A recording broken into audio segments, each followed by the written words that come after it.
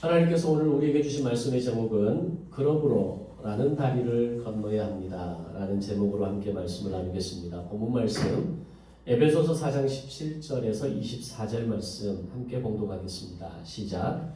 그러므로 내가 이것을 말하며 주 안에서 증언하노니 이제부터 너희는 이방인이 그 마음에 허망한 것으로 행함같이 행하지 말라. 그들의 총명이 어두워지고 그들 가운데 있는 무지함과 그들의 마음이 굳어짐으로 말미암아 하나님의 생명에서 떠나 있도다. 그들이 감각 없는 자가 되어 자신을 방탕에 방임하여 모든 더러운 것을 욕심으로 행하되 오직 너희는 그리스도를 그같이 배우지 아니하였느니라. 진리가 예수 안에 있는 것 같이 너희가 참으로 그에게서 듣고 또한 그 안에서 가르침을 받았을진데 너희는 유혹의 욕심을 따라 썩어져가는 구습을 따르는 옛사람을 벗어버리고 오직 너희의 심령이 새롭게 되어 하나님을 따라 의와 진리의 거룩함으로 지으심을 받은 새 사람을 입으라. 아멘. 오늘 본문을 시작하면서 그러므로 라는 접속사로 본문을 시작합니다. 국어를 좀 잘 하시는 분들은 이 접속사가 가지고 있는 의미가 어떤 것인지를 조금 더 실감하게 느낄 수 있을 것 같습니다. 접속사가 가지는 중요한 역할은 마치 육지와 섬을 하나로 연결하는 다리의 역할을 하면서 앞의 문장과 뒤의 문장을 하나로 이어주는 역할을 하게 됩니다. 바울의 서신서를 읽어가면 서신서에 자주 나타나는 대표적인 두 가지 접속사가 나오는데 바로 그 하나가 그러나 라는 접속사와 그러므로 라는 접속사 두 개가 자주 등장합니다. 실제로 우리가 보고 있는 이 개역 개정 성경에는 원문에서는 접속사를 사용하고 있지만 실제로 개역 개정 성경에서는 또 그렇게 많이 표현하고 있지는 않습니다. 그러나 분명하게 이 두 개의 접속사는 원문에서 많이 기록되어 있고 또 충분히는 않지만 우리가 있는 개역 개정 성경 안에도 바울 서신 안에서 특별히 이 그러나 그리고 그러므로 라는 접속사를 사용하고 있다는 겁니다. 우리가 성경을 읽을 때 나오는 이 그러나와 그러므로 라는 두 개의 접속사를 인지하고 성경을 읽게 되면 마치 다리를 통해서 육지에서 섬으로 쉽게 들어갈 수 있는 것처럼 성경을 조금 더 앞뒤의 문맥을 이해하고 연결하는데 큰 도움이 되시리라 생각합니다. 자, 그렇게 사도 바울의 서신서에는 이 두 개의 접속사를 사용하는 경향이 있는데 먼저 그러나라는 접속사를 사용하는 경우에는 주로 죄와 진리를 연결할 때 그러나라는 접속사를 사용합니다. 그리고 그러므로라는 접속사를 사용할 때에는 그 진리와 삶을 연결할 때 사용하는 접속사가 그러므로입니다.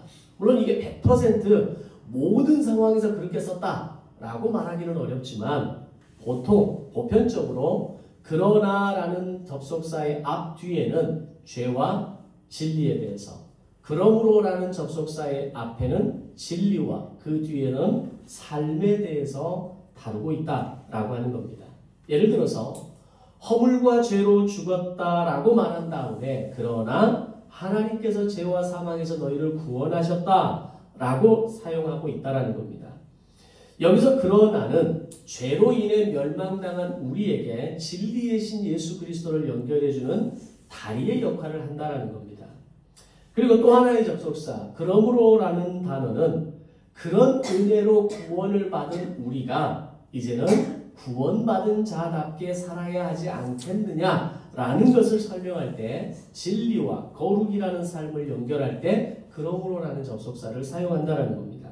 정리하면 그러나는 죄인을 의인으로 연결시켜주는 다리라면 그러므로는 의인이 의인답게 살게 해주는 연결해주는 다리다라고 말할 수 있는 겁니다.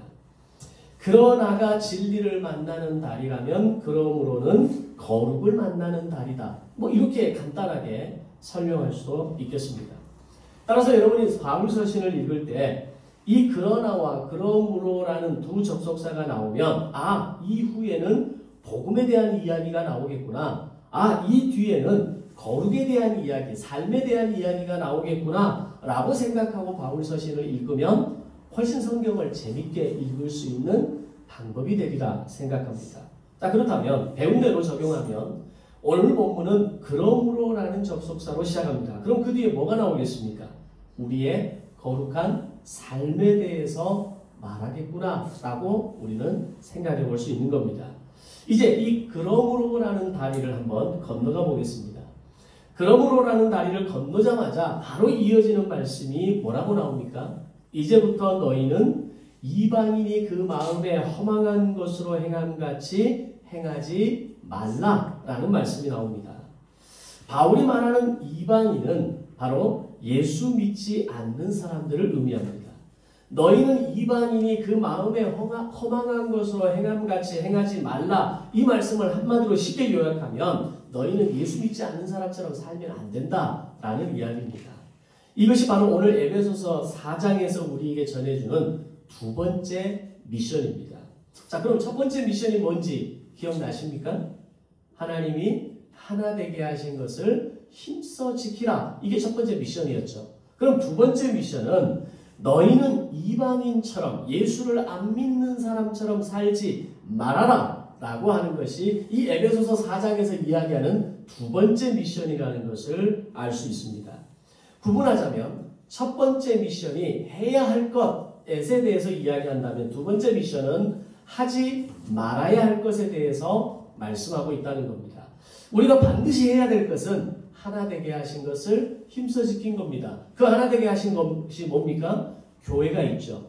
가정이 있죠. 가족이 있습니다. 하나님이 그 하나 되게 하신 것들을 힘써 지켜야 할 것들이 첫 번째 미션이라면 두 번째 미션은 예수 안 믿는 사람들이 어떻게 사는 걸 너희가 보지 않느냐. 이제 너희는 그렇게 살면 안 되는 거야 라고 말씀하고 계시는 겁니다. 그렇다면 예수 안 믿는 사람들의 삶은 과연 어떤 걸까요? 본문은 이렇게 말합니다. 그들의 특징을 이야기하면서 그들은 마음이 허망한 것을 쫓아가는 삶이다 라고 이야기합니다. 마음이 허망한 것을 쫓아간다라고 말하는데 그럼 이 허망한 것이 뭘까요? 허망하다라는 이 말에 가지고 있는 어떤 단어적인 개념을 보면 뭔가가 있는 것처럼 보이기는 하는데 그 안에는 어떤 내용물도 없이 텅 비어 있는 상태. 이걸 허망한 것이다라고 해석하면 가장 적절하지 않을까라고 생각합니다. 이걸 좀 더 쉽게 말씀드리면 오늘 함께 예배드리는 저와 여러분들은 예수 그리스도로 말미암아 그 은혜로 영생을 얻게 된 사람인 것을 믿습니다. 아멘. 그것을 우리는 믿는 믿음으로 사는 사람들을 우리는 성도라고 부르죠. 다음에 제가 먼저 여러분보다 이 땅을 떠나게 되면 물론 제 가족에게 그렇게 말은 하겠지만 제 비석을 정성욱 목사라고 쓰지 말고 정성욱 성도라고 써주시기 바랍니다. 왜요? 비석해야죠. 아니 비석을 하든지 낙골 땅에 이렇게 안치를 하든지 앞에다가 이름을 쓰잖아요. 거기에 정성욱 성도라고 써주십시오. 목사라는 호칭보다 더 아름다운 이름은 성도입니다. 장로 권사라는 직분보다 더 아름다운 이름은 성도입니다. 오늘 이 성도라는 말 안에는 바로 영생을 소유한 사람이다라는 말이 그 안에 담겨 있는 겁니다. 그래서 이 성도라는 이름을 가진 오늘을 살아가는 성도들은 지금만 사는 사람들이 아니라 동시에 영생을 소유하는 사람들이라는 겁니다. 마치 몸과 영혼이 하나로 살아가듯이 지금도 영생의 소망을 안고 살아가고 앞으로도 영생을 안고 살아가는 존재들이라는 겁니다. 그래서 진정한 성도는 죽음을 앞에 두고 있을 때에 두려워하거나 절망하지 않습니다. 사랑하는 이들을 먼저 보내는 것에 대해서 내가 남겨두는 것에 대해서 슬픔이 있을 뿐이지 걱정과 한숨으로 인생을 삶과 죽음을 해석하지는 않는다라는 겁니다. 그것은 우리에게 보여지고 잡혀지는 이 몸뚱이만 있다고 해서 저절로 되는 것이 아니라 그 속에 가득한 그 뭔가가 있어야만 가능한 것이고 그 뭔가가 바로 예수 그리스도의 십자가로 인한 부활의 소망이 있어야만 가능하다는 겁니다. 그런데 믿지 않는 사람들은 영원한 생명이 되시는 주님이 그 안에 계시지 않기 때문에 그들의 삶은 단지 오늘만 열심히 살아가는 것이 다라는 겁니다. 그들은 지금의 시간이 지나고 나면 더 이상의 영생이 없기 때문에 다 사라지고 부패하고 썩어 없어지는 몸이 전부라는 겁니다. 그래서 현재 뭔가 많은 것을 누리고 살아가는 것 같고, 많은 것을 이루고 살아가는 것 같고, 많은 것을 소유하고 있는 것처럼 보이지만 그 이상의 뭔가가 없기에 죽음을 앞두고 있을 때 염려와 불안과 두려움이 가득한 인생을 살아갈 수밖에 없는 겁니다. 그래서 예수의 생명이 없는 분들의 마지막 임종의 모습을 지켜보면 눈물과 한숨과 아쉬움이 가득한 채 그렇게 떠나보내거나 떠나는 인생을 보내게 됩니다.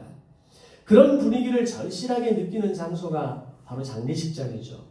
장례식장을 가보면 이분의 이 가정이, 이 가족들이 정말 믿음의 소망을 안고 살아가는 가족인가, 아니면 이 현세의 삶 가운데 오로지 만족하며 살아온 사람인가를 눈에 띄게 경험하게 됩니다.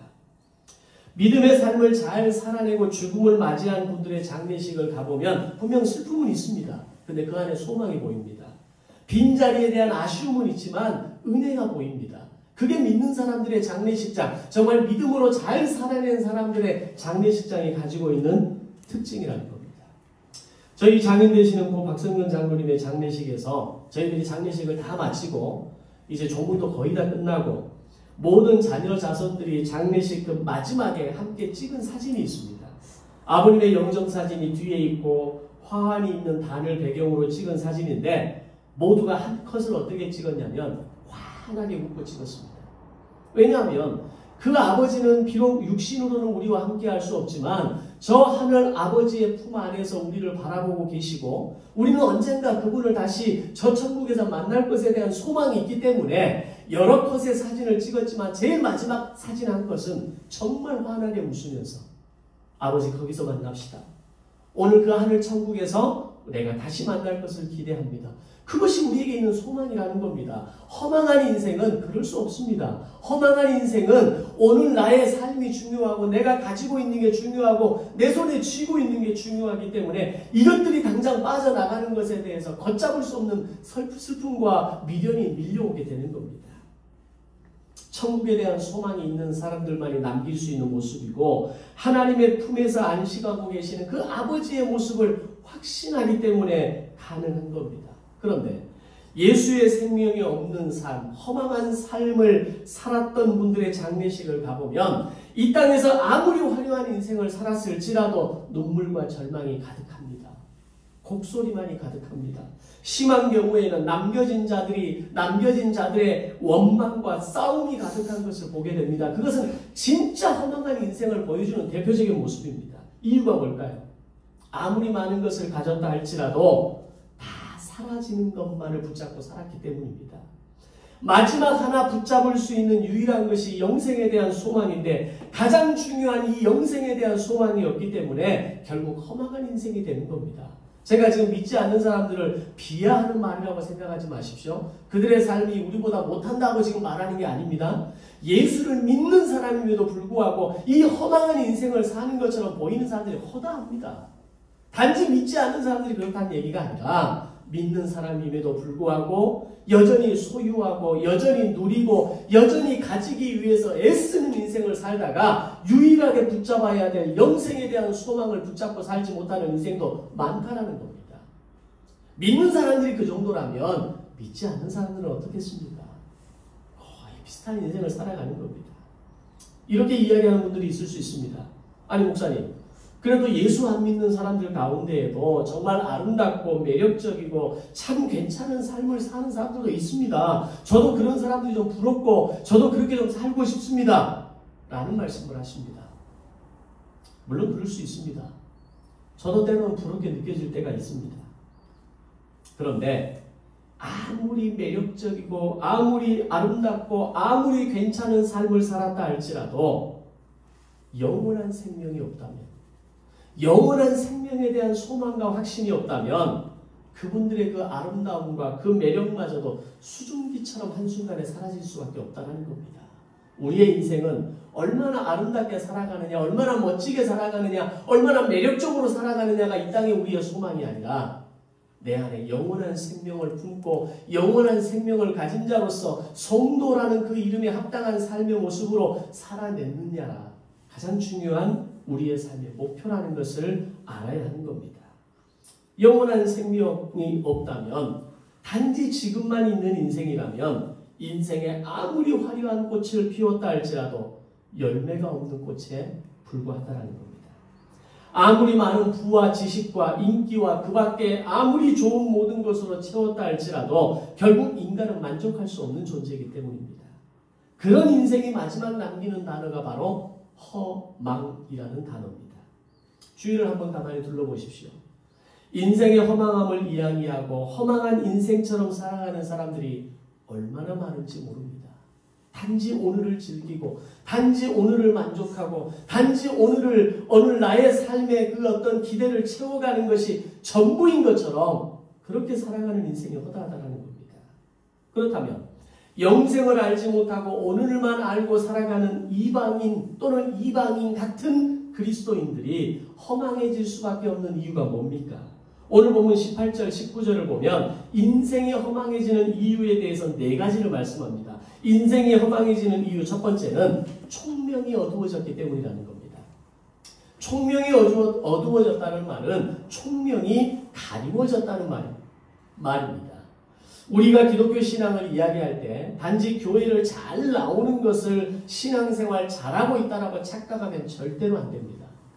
과거의 목회자들이 성도들을 가르치고 신앙을 이야기할 때는 주일만 잘 지키면 됩니다. 교회당에 앉아서 잘 나오기만 하면 됩니다. 여러분들이 주일 성수만 잘해도 신앙생활을 100% 하는 겁니다. 이렇게 가르쳤던 시절이 있습니다. 그런데 오늘 바울의 표현으로 이야기하자면 진짜 신앙생활 잘하는 모습을 뭐라고 표현하냐면 총명이 밝아진다는 겁니다. 예수를 잘 믿음으로 영생이 내 안에 들어오면 총명이 밝아진다는 겁니다. 그럼 총명이 뭘까요? 세상 말로 하면 IQ가 높은 거죠. 또는 공부를 잘하는 겁니다. 어떤 학벌을 가지고 있고 스펙을 가지고 있고 자격증을 수십 개 가지고 있는 그런 머리가 좋은 것을 우리가 총명이라고 이해합니다. 그런데 바울이 말하는 총명은 안 보이게 되던 것들이, 안 보였던 것들이 보이게 되는 것을 의미합니다. 안 들렸던 것들이 들리게 되는 것을 이야기합니다. 옳고 그름을 가려낼 수 있는 눈과 귀가 열려져서 세상과 영혼에 대한 보이지 않는 세계가 보여지는 것을 바울은 총명이라고 이야기합니다.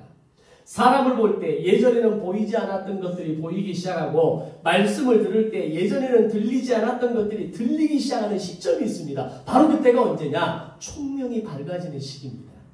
내 안에 소망이 있으므로 영생에 대한 소망이 내 안에 풍성하게 있음으로 인해서 보여지기 시작하고 들려지기 시작하고 느껴지기 시작하는 때가 있다는 겁니다. 바로 그때가 믿음의 가장 아름다운 전성기이고 저는 출발점이라고 생각합니다.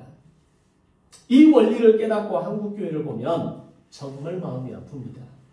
평생을 신앙생활 했다고 하고 예수를 수십 년 믿었다고 하면서도 하나님을 바라보는 눈이 열리지 않고 귀가 열리지 않는 사람들이 허다합니다.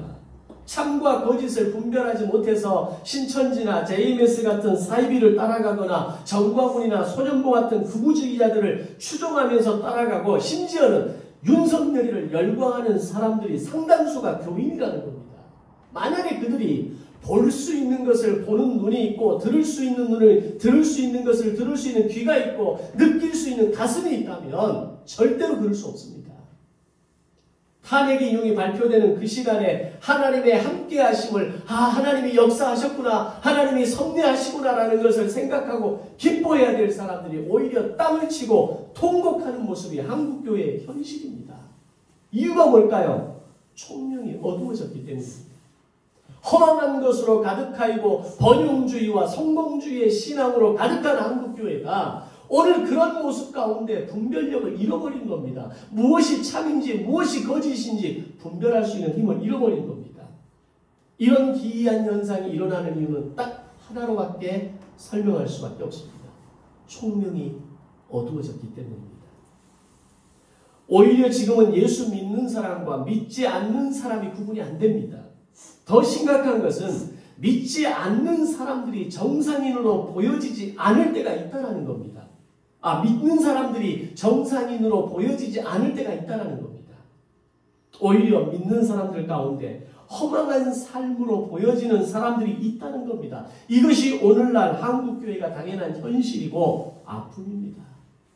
이런 안목에서 에베소서 하나만 제대로 봐도 오늘 우리가 세상을 향해서 어떤 안목을 가져야 하고 믿음의 삶을 어떻게 살아야 하고 세상의 정치와 경제와 사회를 어떻게 해석하고 분석해야 되는지 뻔히 답이 나옴에도 불구하고 그들은 말씀 한 구절을 제대로 읽지 않는 겁니다. 말씀 한 구절을 한 장을 제대로 보지 않기 때문에 들을 수 있는, 볼 수 있는, 느낄 수 있는, 잡을 수 있는 힘이 없는 겁니다. 오늘날 한국교회가 왜 이렇게 됐을까요? 총명이 어두워졌기 때문입니다. 총명이 눈에서 가리워졌기 때문입니다. 총명이 어두워지면 자동적으로 나타나는 게 있습니다. 두 번째, 무지입니다.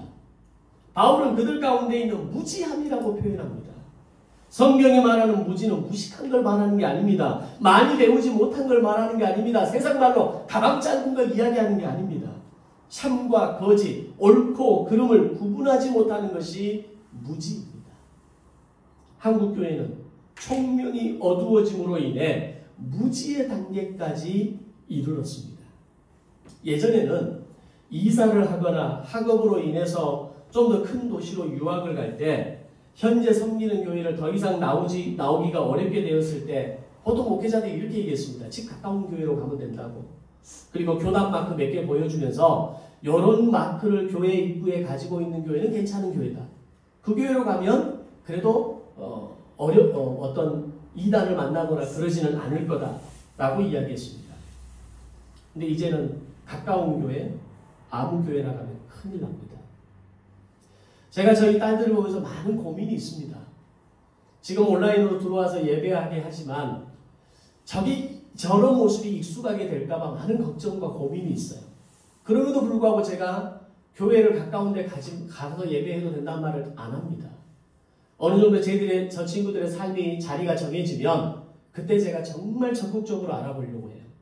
어느 교회로 가야 될지.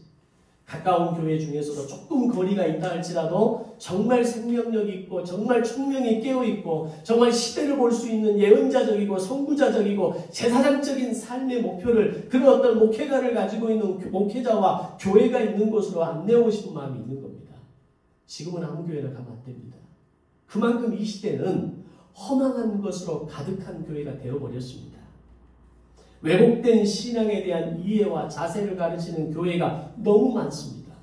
성도들을 양육하고 말씀을 선포하는 목회자들이 허망한 것으로 가득하고 총명이 어두워지고 무지로 가득한 사람들이 많아졌기 때문입니다. 그들에게 양육받고 그들에게 훈련받는 성도들이 어떻겠습니까? 성도들이 문제입니까? 어느 한 페이스북의 목사님 그런 얘기 하더라고요. 정광훈이는 정말 하나님 앞에 회개해야 한다고. 정말 그렇게 한때 교회 안에서 주방에서 교회 학교에서 열심히 봉사했던 권사님 집사님들을 다 거리로 내몰아서 극우주의자로 만든 게 정광훈이고 손영보고 조정민이라고 얘기를 합니다. 누가 잘못한 겁니까? 그걸 분별하지 못하는 성도도 문제지만 정말 성도들에게 바르게 가르치고 바르게 안내하고 바른 영적인 어떤 지식과 지혜를 가르쳐야 될 목회자가 없기 때문에 지금 우리의 한국교회는 이렇게 바뀌어져 버린 겁니다. 그래서 이 시대는 건강한 교회를 찾기가 어려운 시대입니다. 좋은 목회관을 가지고 있는 목회자를 만나기가 쉽지 않은 시대입니다. 변질된 기독교의 오만과 편견으로 가득한 교회와 교인들이 목회자가 허다한 시대입니다. 제가 뭐 잘났다고 그들을 욕하겠습니까? 제가 그들보다 더 낫다고 제가 뭘 그들을 정죄하겠습니까?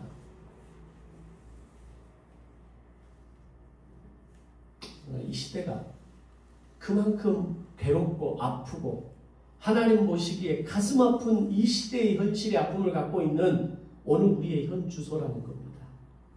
자, 그렇다면 이렇게 믿지 않는 사람들이나 믿는 사람들에도 불구하고 그들의 마음이 허망해지고 총명이 어두워지고 두 번째 무지해져서 하나님을 바르게 섬기지 못하는 이유가 뭘까요? 이어서 18절을 보면 세 번째 이렇게 얘기합니다. 그들의 마음이 굳어져서 라고 말합니다. 마음이 굳어진 사람들의 특징은 뭡니까? 마음이 굳어진 사람들의 가장 큰 특징은 자기가 굳어진 걸 모른다는 겁니다. 내가 얼마나 단단하게 굳어버렸는지, 얼마나 유동성, 융통성이 없고, 얼마나 유연성이 없고, 얼마나 고지식한 사람인지를 본인이 모른다는 겁니다. 정작 자신이 굳어있음을 모르고 모든 문제의 원인을 다른 사람에게 돌려버립니다. 그것이 굳어있는 사람들의 특징입니다. 만약에 지금 여러분들 책상 위에 말랑말랑한 찰흙의 한 덩어리가 있고 차갑게 굳어 깨져 있는 시멘트 덩어리가 하나 있다면 여러분 어떤 것들을 만지고 놀고 싶으십니까?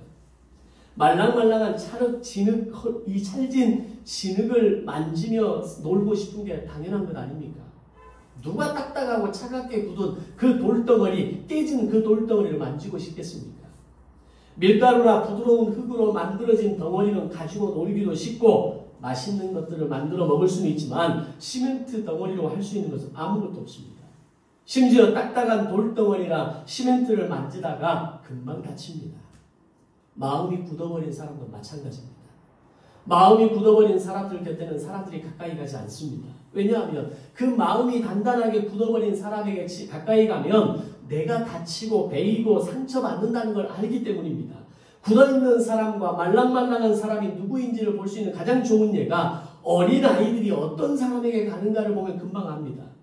어린아이들은요, 아기들은 절대로 마음이 딱딱하게 굳어있는 사람들을 보면 가까이 가지 않습니다. 그 사람이 나를 다치게 하거나 나에게 상처를 줄 수 있다는 것을 그들은 본능적으로 알기 때문입니다. 이것은 단순히 그들이 나이가 많은 할아버지, 할머니여서 안 가는 게 아니라 나이가 젊어도 마음이 굳어버린 사람이 있을 수 있고 나이가 많아도 마음이 말랑말랑한 사람이 있을 수 있다는 겁니다. 그래서 나이가 많거나 적거나 마음이 굳어버리면 노인이 되고 꼰대가 되어버리는 겁니다. 나이와 상관없이 마음이 여전히 말랑말랑한 상태를 유지하고 누구든지 품을 수 있고 누구든지 함께 대화할 수 있고 누구든지 내 생각을 내려놓고 그래 네 생각이 맞을 수도 있겠다 라고 말하는 어른의 모습을 가지고 자격을 가지고 있다면 그런 사람들 옆에는 늘 사람들이 따릅니다. 그 사람을 찾게 되고 만나기를 원하고 그 사람과 함께하기를 원한다는 겁니다. 오늘 내 옆에는 늘 사람들이 따르는 나의 모습인가요? 아니면 사람들이 나에게서 자꾸 떨어져 나가고 멀리 있는 것 같고 내가 막상 만나려고 하면 안 만날 수 있는 사람이 없다면 여러분들은 나 자신을 점검해야 됩니다. 나는 딱딱하게 굳은 사람인가? 그래서 누군가에게 상처를 주고 그를 베이게 만들고 그를 어떤 찢기게 만드는 그런 인생이라면 나는 딱딱하게 굳은 인생이죠. 그래서 성도들은 하루하루를 살면서 자신의 마음이 굳어가지 않도록 정말 민감하게 깨어서 기도하며 확인해야 됩니다. 마음은 한 번 굳어지기 시작하면 이 모든 악순환을 만들어내기 때문입니다. 따라서 우리의 인생의 시간이 쌓이면서 반드시 체크해야 되는 것은 지금 내 통장에 돈이 얼마나 쌓여 있느냐가 아니라 내 마음의 통장이 얼마나 비어 있는가를 매일매일 체크해야 합니다. 큰 사고가 없는 한 통장의 잔고는 쌓여갑니다. 큰 문제가 생기지 않는 한 기본적인 통장 잔고는 채워 있습니다. 그러나 내 마음의 통장은 내가 관리하고 내가 경영하고 내가 점검하지 않으면 하루아침에 비어버린 통통하는 통장이 되는 겁니다. 물질이 정말 중요하고 꼭 필요한 것은 맞습니다. 그것이 내 삶의 목표가 되는 순간 그러나 내 가슴이 딱딱하게 굳어지고 총명이 어두워지고 무지로 이어지는 악순환이 반복되는 겁니다. 그렇다면 왜 우리의 마음이 자꾸 굳어져 가는 걸까요? 세상의 돌로 만든 떡을 먹는 것에서 모든 즐거움을 찾게 되면 어느새 나도 모르게 내 마음이 굳어지게 되는 겁니다. 예수님께서 광야에서 40일간 시험 당하시고 나서 사단이 예수님에게 와서 가장 먼저 뭐라고 얘기합니까? 이 돌들로 떡덩이를 만들어 먹어라 라고 이야기합니다. 근데 예수님의 반응은 오케이 하면서 떡을 만들어서 내 능력을 보여주신 것이 아니라 뭐라고 합니까? 오직 하나님의 말씀으로 먹는 떡이 생명의 떡이다라고 말씀하시죠. 오늘 내가 세상의 떡으로만 만족하고 세상이 말하는 그 만족, 세상이 나에게 기쁨을 주고 여유를 주는 그것에서 만족만을 얻고 살아간다면 마치 돌을 떡덩이로 만들어 나아가는 나의 인생이 되는 겁니다. 그러면 내 마음이 굳어지는 겁니다. 그런데 하나님의 입에서 나오는 말씀으로 만든 떡을 구하게 되면 매일 아침마다 그 말씀을 통독하고 매일 어떤 시간을 구별해서 내게 주어진 하나의 말씀을 붙들고 살아갈 때 밀가루 반죽처럼 말랑말랑한 내면이 만들어지게 되는 겁니다. 따라서 오늘 내 마음의 상태를 결정하는 것은 누군가의 외적인 영향에 의해서가 아니라 바로 내 선택에 달려있다는 것을 알아야 합니다. 어떤 것을 먹고 살아가는 사람인가 하는 것은 금방 드러납니다. 내가 지금 좋은 것을 먹었는지 안 좋은 걸 먹었는지 몸에 해로운 걸 먹었는지 금방 태가 납니다. 일단 화장실 가면 태가 납니다. 그리고 내가 살아가는 내 삶의 모습에서 태가 나는 겁니다. 무엇을 먹고 사는 사람인가는 아무리 위장해도 숨길 수가 없는 겁니다. 그렇다면 오직 세상의 만족과 기쁨으로 살아가면 결국 마음이 굳어지게 된다고 했는데 그러면 어떤 일이 생기게 되는가? 네 번째 19절을 보면 감각 없는 자가 된다라고 이야기합니다. 감각이 없어지고 난 이후에는 자신을 방탕에 방임하고 내어준다고 말합니다. 그 결과는 더럽게 된다고 말합니다.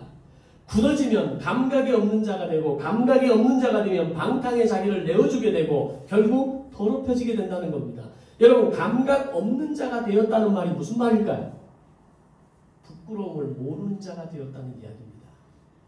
인간의 가장 기본적인 태도는 부끄러워할 것을 부끄러워하는 것이 인간됨입니다. 그런데 분명히 부끄러운 행동을 보였음에도 불구하고 부끄러운 행동을 했음에도 불구하고 부끄러워하지 않는다는 것은 그것은 인간으로서 가져야 할 가장 기본적인 태도와 자세를 저버린 겁니다. 내란을 일으키고 탄핵을 당하고 인용이 되었다면 그는 부끄러워해야 합니다. 하루빨리 관절을 비우고 나와야 하고 그럴 형편과 상황이 안 되면 최대한 자세를 낮추어서 내가 언제까지는 비우겠다고 말할 수 있어야 됩니다. 그런데 그 가장 인간적인 인간됨을 기본적인 인간됨을 포기한 사람은 어떻게 했습니까? 매일 밤마다 측근 인사들을 관저로 초대해서 파티를 벌입니다. 관저에 버티는 일주일 동안 들어간 경호처 특활비가 82억입니다. 나머지 일주일 동안 매일 밤마다 파티를 벌인 돈이 18억입니다. 100억의 돈이 한 주 안에 다 사라져버린 겁니다. 경호처 특활비를 어떻게 썼는지에 대해서 유추되는 게 있습니다.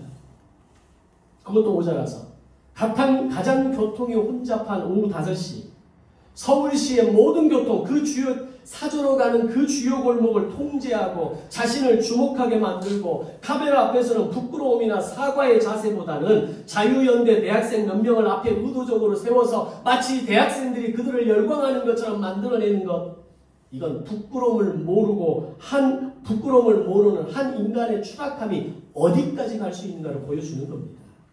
인간이 된다는 것은 부끄러워할 것은 부끄러워할 줄 알아야 된다는 것이고 잘못한 것을 부끄러워하지 않는 사람은 더 이상 사람이 아니라는 겁니다. 어떻게 이런 모습이 가능하게 되는 걸까요? 감각이 없으면 영적으로 깨끗한 것과 더러운 것이 뭔지를 모르게 되기 때문입니다. 그래서 부끄러워함에도 불구하고 오히려 당당합니다. 윤석열만 그렇습니까? 아니, 내 인생이 그렇습니다. 오늘 나의 인생의 죄로 인해서 날마다 반복되고 해결되지 않는 나의 죄의 어두운 습관들이 여전히 내 안에 있음에도 불구하고 우리는 부끄러워하지 않습니다. 오히려 당당합니다. 아무런 문제 없는 것처럼 보입니다. 나는 저 사람보다 낫다라고 이야기합니다. 이게 부끄러워하지 않는 모습인 겁니다. 정작 부끄러움의 몫은 다른 사람의 몫이 되게 만드는 이 현실이 너무나 가슴이 아프고 화가 나는 겁니다. 첫 번째 미션이었던 하나님이 하나 되게 하신 것을 힘써 지키지 못하는 것도 부끄러운 일이지만 무지함으로 감각이 무뎌져서 자신의 부끄러움마저 모른다면 그것은 절대로 용서받을 수 없는 부끄러움입니다. 우리는 지체들의 아픔에 공감할 수 있어야 합니다. 국민들의 아픔에 공감할 수 있어야 합니다. 나와 함께 신앙생활하는 사람들이 가슴 아파하는 나의 어떤 행동과 결정이라고 멈출 수 있어야 합니다. 어느 지체의 힘듦을 보면서 지적하고 판단하고 정죄만한다면 그것은 부끄러운 사람의 모습입니다. 그런데 더 부끄러운 것은 그런 자신의 모습을 보지 못하고 깨닫지도 못하고 회개하지도 않는다는 겁니다. 같은 지체를 이해하고 품지 못하는 부끄러운 일을 아무렇지도 않게 밥 먹듯이 반복한다면 그건 죄입니다. 우리의 모습을 들여다보면 정말 부끄러워해야 할 것은 부끄러워하지 않으면서 전혀 다른 걸 부끄러워합니다. 외모를 부끄러워하고요. 학벌을 부끄러워하고 내가 가지지 못한 것을 부끄러워하고 남들보다 못한 나의 모습을 비교하면서 부끄러워합니다. 남들이 가는 곳을 내가 가지 못하는 것이 부끄럽고 남들이 가지고 사는 것을 내가 가지고 살지 못하면 부끄럽고 남들이 누리고 살아가는 것을 내가 누리지 못하면 부끄러워합니다. 나답게 살지 못하는 걸 부끄러워하는 것이 아니라 남에게 비춰진 내 모습을 부끄러워하는 것이 이 시대의 진정한 아픔이 아닌가 라는 생각을 합니다. 그래서 이 시대의 젊은이들이 무너져 가는 겁니다. 잘못된 가치관 속에서 정말 부끄러워해야 될 것이 무엇인지 모르는 상황 속에서 오로지 남들처럼 다른 사람들처럼 쟤처럼 누구처럼 나도 그렇게 해야 한다라고 하는 것이 이 시대를 병들게 하고 있는 겁니다. 내가 하나님의 영을 받은 사람답게 살지 못하는 것이 부끄러워야 하는데 남들에게 비춰지는 내 모습을 보고 밤새 고민하고 걱정하면서 교회 안 나가 라고 말하는 것이 오늘날 교인들의 모습입니다. 저 김집사님에는 어디 대학을 가고 누구 자식은 어디 직장을 가고 누구는 어떻게 했다는데 우리 집은 뭐야? 교회 안 나가. 내 자식은 뭐야? 우리 부모는 뭐야? 우리 집은 뭐야?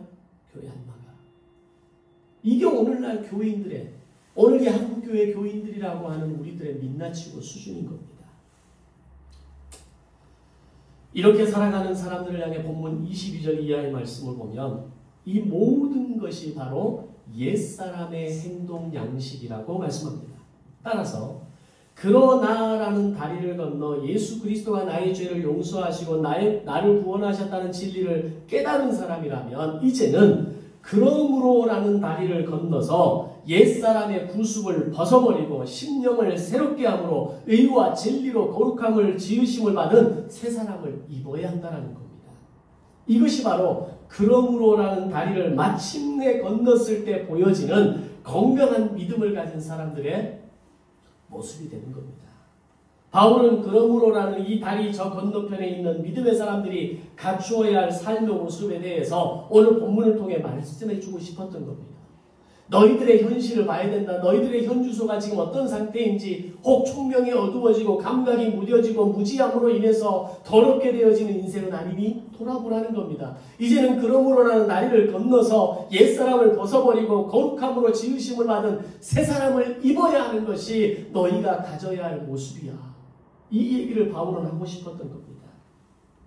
그러나라는 다리를 통해 죄인을 의인으로 가게 하는 다리를 건너게 하셨고 이제는 그러므로라는 다리를 통해서 옛 모습에서 머무르지 않고 옛사람의 모든 생활 방식을 끊어버리고 새사람의 생활 양식으로 바뀌어져서 거룩한 삶을 살아가는 꿈이 있는 교회가 되기를 바라는 마음이 이 에베소서 4장 안에 담겨 있는 겁니다. 많은 성도들이 그러나라는 다리를 건너는 데는 아무런 문제가 없습니다. 왜냐하면 거긴 내가 해야 할 일이 없기 때문이죠. 그냥 예수님이 십자가에 못 박히셨고 그 못 박히신 예수님의 십자가를 내가 믿음으로 받아들이고 그 예수 그리스도의 복음이 나의 모든 죄를 해결해 주셨다는 것을 믿음으로만 받아들이면 되기 때문에 그러나라는 다리는 쉽게 건널 수 있습니다. 그런데 그러므로라는 다리는 다릅니다. 그러므로라는 다리를 건너면서 성도들이 이렇게 말합니다. 하나님의 말씀대로 살아야 되는 건 제가 잘 알겠습니다. 거룩한 삶을 살아야 한다는 것도 잘 알겠습니다. 근데 그게 잘 안 됩니다. 하나님 제 형편 아시잖아요. 제가 얼마나 약한 존재인지 아시잖아요. 저는 이것만큼은 잘 안 됩니다. 하나님 좀 이것만큼은 저를 좀 봐주세요. 이것만큼은 강요하지 마세요. 그냥 전 요만큼만 할게요. 많은 성도들이 그러므로라는 다리 앞에서 이런 이야기를 하고 있다는 겁니다. 옛 모습을 벗어나지 못한 채로 하나님 앞으로 나아가려 한다는 겁니다. 그러다 보니 결국 다리를 제대로 건너지도 못하고 중간도 제대로 못 가서 다시 돌아오고 그 다리를 건널 수 있을 것 같아서 한번 해보는데 다시 돌아오고 멈춰버리는 거룩이라는 단계에 한 발자국도 제대로 나아가지 못하는 상태가 되더라는 겁니다.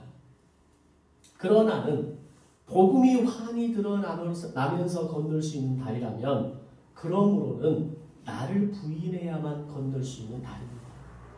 출애굽기로 이야기하면 그러나는 12장의 어린 양의 피로 구원받는 사건이고 그러므로는 출애굽기 13장 14장에 홍해를 건너므로 인해서 세례를 받고 나의 주인이 바뀌는 것을 의미합니다. 늘 얘기했잖아요. 12장은 됩니다. 왜? 내가 할 일 아무것도 없으니까. 그냥 주님만 내 안에 받아들이면 되니까. 13장 14장은 죽었다 깨어나도 안 되는 사람들이 있습니다. 이 땅을 살아가면서 홍해 세례를 받기는 맞는데 물의 세례를 받는데 불의 세례, 영적인 세례는 받지 못하고 이 땅의 삶을 방황하고 살다가 천국 가는 사람들이 있습니다. 분명 천국은 갑니다. 근다고 해서 천국 못 간다고 생각하시면 안 돼요. 오직 예수를 믿음으로 천국 간다고 했는데 구원받는다고 했는데 홍해 못 건넜다고 해서 천국 못 간다? 그렇게 말씀하는 분도 계시지만 저는 그렇게까지 얘기하고 싶지는 않습니다. 그러나 정말 아름다운 구원, 정말 하나님이 나를 두 팔 벌려 나를 기다리시는 구원은 그러나라는 다리를 건넜을 뿐만 아니라 그러므로라는 다리를 정말 멋지게 건너서 나의 인생의 주인은 하나님이십니다. 나의 인생의 주도권은 하나님에게 있습니다. 나의 인생을 핸들링할 수 있는 분은 오직 하나님이십니다. 하나님 앞에 나를 내려놓고 그 주도권을 인정하고 그렇게 살아낸 오늘 나를 하나님은 두 팔 벌려 나를 기다려 주실 것입니다. 신앙생활을 오래 한 성도도 이 그러므로라는 다리를 넘지 못하는 경우가 허다합니다. 그 선을 넘지 못하고 다시 옛 모습으로 옛 자아로 돌아가는 악순환을 반복하며 살아가게 됩니다. 여전히 자신의 주도권을 내어드리지 못하고 자기가 자기 인생의 주인 노릇을 하려고 합니다. 내 인생도 내 것이고 배우자의 인생도 내 것이고 내 자식의 인생도 내 것이고 소유권을 내어드리지 못하고 여전히 내가 핸들링하고 살아가는 겁니다.